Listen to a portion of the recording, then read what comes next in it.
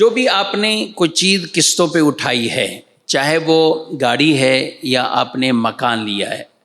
یا کوئی اور چیز آپ نے ایسی لی ہے یا آپ پر ویسے ہی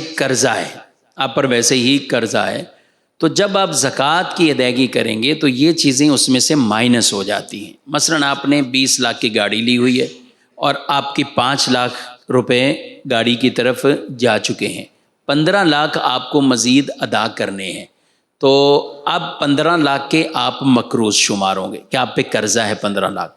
اب دیکھا جائے گا کہ آپ جس مال کی زکوٰۃ نکالتے ہیں، مثلاً آپ کے پاس گولڈ، سونا، نقدی کیش یا اس طرح کی جو بھی چیزیں موجود ہیں،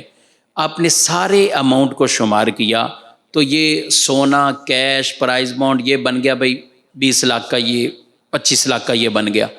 اب آپ نے 15 لاکھ مائنس کیے، اگرچہ آپ ادا نہیں کر رہے ہیں لیکن وہ 15 لاکھ اس میں سے مائنس ہو جائے گی، تو جو بقیہ اماؤنٹ ہے وہ چونکہ نصاب والا ہے اس پر زکوٰۃ لازم ہوگی، اور اگر وہ مائنس کرنے کے بعد نصاب ہی نہیں رہتا